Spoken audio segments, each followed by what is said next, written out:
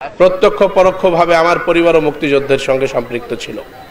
ওই খোসলামপুরে যারা আহত হয়েছিল ব্রাশ ফায়ারে আমার দাদি তাদেরকে মানে কি সেবা যত্ন করে ওষুধপত্র করে তাদেরকে সুস্থ করেছেন। আমার বাবা রহিম খান নামে একজন খান ছিল, তার 303 রাইফেল কেড়ে নিয়ে তাকে তার 303 রাইফেল দিয়ে মাথার মধ্যে বাড়ি মেরে আমার বাবা একাই তাকে হত্যা করেছে।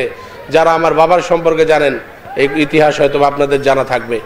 সেই নলশিশার ওখানে তাকে প্রথম দাফন করা হয়, এর পরবর্তীতে তিনপুল নামক স্থানে তার লাশ ফেলে দিয়ে এসে সেখানে ব্রাশ ফায়ার করা হয়, যাতে করে বুঝতে পারে যে রহিম খান আসলে খোসলামপুরে নয়, ওই নলশিশা তিনপুলের ওখানে মারা হয়েছিল। তো প্রত্যক্ষ পরোক্ষভাবে আমরা মুক্তিযুদ্ধের পরিবার সন্তান হিসেবে যেটা বলতে চাই, মুক্তিযুদ্ধের সপক্ষের সন্তান হিসেবে যেটা বলতে চাই, যে সত্যিকার অর্থেই এই অনুভব, এই শক্তি, এই একতা এত বেশি প্রয়োজন বাংলাদেশের জন্য, বাংলাদেশের সমৃদ্ধির জন্য। এটা রাজনৈতিক কোনো একটা উদ্দেশ্য সফল করার জন্য নয়। ওরা বারবার আসছে, কিভাবে আসছে? ওরা আসছে আমার বঙ্গবন্ধুকে হত্যার মাধ্যমে। ওরা আসছে কিভাবে আসছে? গ্রেনেড হামলা করে আমার নেত্রী সহ বাংলাদেশ আওয়ামী লীগকে নিশ্চিহ্ন করার মাধ্যমে। ওরা আসতে চায় কিভাবে ক্ষমতায়? ওরা সাধারণ বাঙালিকে, বাংলাদেশের জনগণকে জিম্মি করে ওরা ক্ষমতায় আসতে চায়। এখনো তাদের চেষ্টা অব্যাহত রয়েছে। আজকে এই মুক্তিযোদ্ধার সম্বর্ধনা অনুষ্ঠানে এই কারণেই কথাগুলো বলছি।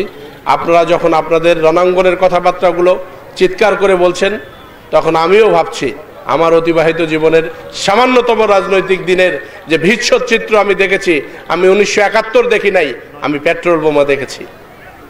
আমি 1971 দেখি নাই, 2004 সালের আমি ভীষণ চিত্র দেখেছি।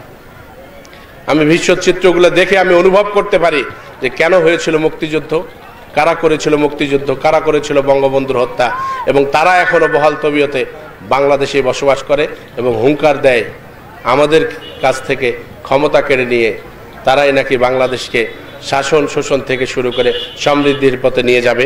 তারা মানুষকে স্বপ্ন দেখায়। আর কথা না বেরিয়ে আপনাদের সকলের সুস্বাস্থ্য কামনা করছি।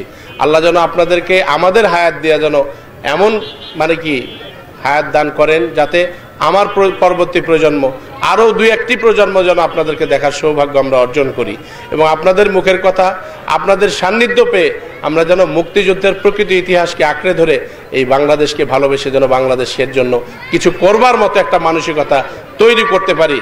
এই